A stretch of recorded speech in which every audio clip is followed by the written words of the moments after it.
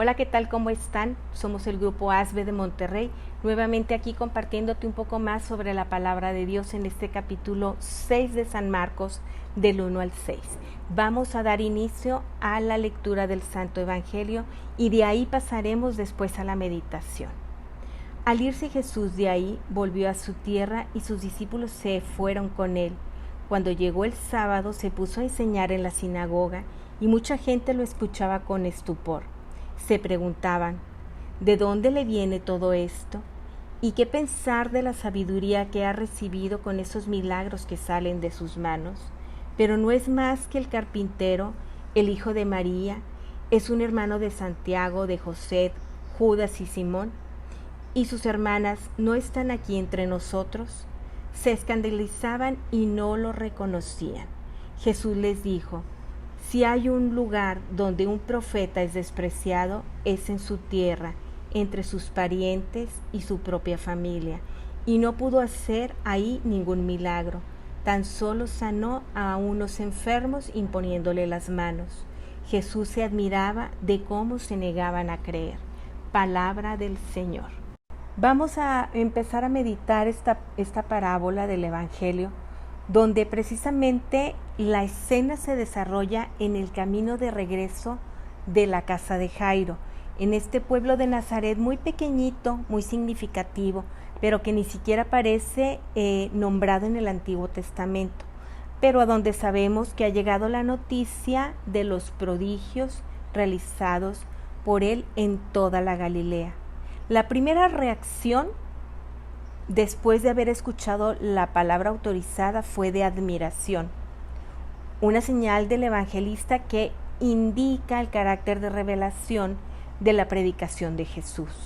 Las 5 preguntas que se hacen durante el evangelio indican, sin embargo, la duda que tenían sus hermanos y parientes o conocidos hacia Jesús. El problema tiene que ver esencialmente con el origen de Jesús, de dónde viene, lo que equivale a decir que es el conocimiento directo de su ambiente familiar que les impide reconocer que en Jesús hemos encontrado al enviado de Dios. Pero fíjate, la imposibilidad de hacer milagros se encuentra ahí, porque Jesús pretende significar la incredulidad de todos ellos en cuanto al rechazo de la oferta salvífica de Dios que le impide la manifestación de cualquier acontecimiento de salvación. Frente a este rechazo, Jesús estaba sorprendido. Una vez, Marcos así lo comenta en el Evangelio, todas sus distancias respecto de ellos declara esto es la no convivencia por la falta de fe, por mostrar el contraste radical entre el plano divino de salvación y la incredulidad de los hombres. Aquí es muy importante reconocer que Jesús pone de manifiesto este ejemplo para darse cuenta cuando no hay fe, poco se puede hacer para la salvación de las almas.